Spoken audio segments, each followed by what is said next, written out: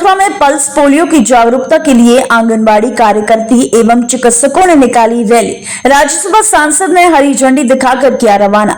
शनिवार की सुबह 11 बजे मथुरा के सीएमओ कार्यालय पर पोलियो अभियान की जागरूकता के लिए रैली निकाली गई है। वहीं 8 दिसंबर को जनपद के विभिन्न क्षेत्रों में बूथ बनाकर 1 से लेकर 5 वर्ष के बच्चों को पोलियो ड्रॉप पिलाने के लिए जागरूकता रैली का शुभारंभ राज्यसभा सांसद तेजवीर सिंह एवं सीएमओ डॉक्टर अजय कुमार वर्मा ने हरी झंडी दिखाकर रैली को रवाना किया। रैली में नर्स एवं पैरामेडिकल इंस्टीट्यूट के छात्र छात्राएं भी उपस्थित रहीं। रैली मुख्य चिकित्सा अधिकारी कार्यालय से प्रारंभ होकर दीवानी कचहरी, राजीव भवन, सिविल लाइन होते हुए वापस कार्यालय पर पहुंचकर समाप्त हुई।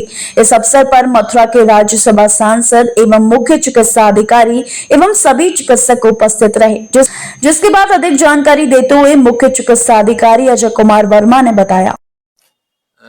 बताना चाहूँगा कि सन 95 से प्रयास था, पोलियो मुक्त भारत का एक सपना था, पूरे विश्व में पोलियो से मुक्त करना था, इस वायरस से निजात दिलानी थी। ये वायरस खान पान से जाता है, लैट्रिन के रास्ते बाहर आता है।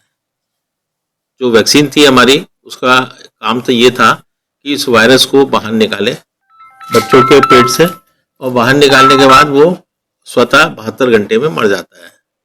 इसी प्रयास में, लेकिन उसके लिए महत्वपूर्ण था कि एक पल्स मेंटेन करना, सभी बच्चों को एक साथ इस दवाई का सेवन कराना। सन 95 से प्रयास किया, 2011 में उपलब्धि हमें मिली। 3 तरीके के स्ट्रेन थे। P2 जो स्ट्रेन था वो बहुत साधारण सा था, उसको बहुत जल्दी हमने खत्म कर दिया। P1 जो स्ट्रेन था आखिरी केस हावड़ा में मिला और 2011 में। इसी तरह अलीगढ़ और फिरोजाबाद P3 का केस हमें मिला, वो भी 2011 में मिला। ये नज़दीकी जनपद है। और आज 2011 में अंतिम केस मिलने के बाद 3 साल तक वेट किया जाता है और WHO से पोलियो मुक्त भारत का एक जो सर्टिफिकेशन है वो हम लोगों को मिल गया। थोड़ा सा दुखद स्थिति है कि हमारे जो पड़ोसी देश हैं पाकिस्तान और अफगानिस्तान, कुछ पॉलिटिकल विल संभवतः ना होने के कारण आज भी वहाँ पोलियो से पीड़ित बच्चे मिल रहे हैं। छोटा वायरस है, सीमाएं नहीं देखता। कोई ऐसा सैनिक भी हम लोगों का नहीं है जो सीमाओं पर रहकर इस वायरस की एंट्री बंद कर दे। तो एक सुरक्षा के तौर पर इस वर्ष पहला और अंतिम ये अभियान राष्ट्रीय स्तर पर सभी देश में मनाया जाएगा। 8 तारीख को हमारे बूथ लगेंगे। 9 से 13 तक हमारे हाउस टू हाउस, घर घर जाकर हमारे बच्चों को दवाई पिलाई जाएगी। उसके बाद बी टीम, जो छूटे हुए बच्चे हुए मॉपअप राउंड में बी टीम में दवाई पिलाई जाएगी।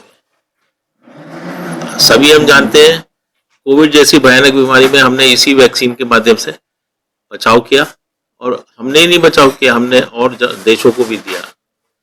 एक बहुत ही महत्वपूर्ण उपलब्धि कोविड से बचाव में हम लोगों को सरकार के माध्यम से मिली। दूसरा एक मैं उदाहरण देना चाहता हूँ कि हमारे पूर्वोत्तर राज्यों में कुछ केसेस बच्चे जिससे मृत्यु हो रही थी, एंसेफ्लाइटिस वगैरह के मिलते थे। आज संचारी रोग अभियान चलाकर, जिसमें 11 से 14 विभाग हम लोगों को सहयोग करते हैं, उस बीमारी पर पूर्णतः रोक लग गई। अब हम लोगों को आप ही के माध्यम से नहीं पता लगता कि एंसेफ्लाइटिस से भी बच्चों की मृत्यु हो रही है। इसी तरह पोलियो को भी हमने लगातार सन 95 से और 2011 तक अभियान चलाकर, उसके बाद नेशनल और SNID चलाकर इससे देश को, बच्चों को जो पोलियो ग्रस्त हो जाते थे उससे मुक्ति दिलाई। मैं यही अपील करना चाहूँगा। पहली बात तो मैं ये अपील करना चाहूँगा कि आज हम लोगों के पास अस्पतालों में इतनी अच्छी सुविधाएं हैं, और केवल हम लोगों को, चिकित्सक और हमारे पैरामेडिकल स्टाफ को मॉरली अगर स्ट्रांग बाउंड हो जाए तो हम सभी सुविधा अपने आने वाले मरीजों को दे सकते हैं। उसके लिए मॉरली स्ट्रांग होने के लिए मैं अपने अधीनस्थ मेडिकल डॉक्टर्स और पैरामेडिकल्स को ये एक वो देना चाहता हूँ संदेश। इसके साथ साथ जनता को संदेश देना चाहता हूँ, यद्यपि हमारा पोलियो मुक्त भारत हो गया है, लेकिन आज भी सीमाएं बंधी हुई नहीं है। बच्चे को किसी भी हालत में पोलियो ना हो, कोई भी नया बच्चा पोलियो से जन्मा हो, पोलियो में ग्रसित ना हो, इसके लिए जरूरी है कि हर बच्चा 0 से 5 वर्ष का पोलियो की खुराक ले ले। हमारे लिए महत्वपूर्ण सबसे ज्यादा वो है जो नए बच्चे पैदा हुए हैं, वो महत्वपूर्ण है। जिन्होंने पिछला अभियान जो 1 साल पहले हुआ था उसमें भी दवाई नहीं ली, वो महत्वपूर्ण है। जो बच्चे थोड़ा सा कमजोर है, हर बच्चों को ये दवाई पिलाई जानी है, और स्वयं अभिभावक उनको लेकर आए बूथ पर 8 तारीख को ही, तब इस प्रोग्राम का सफलता बहुत बेहतर सुनिश्चित हो जाएगी।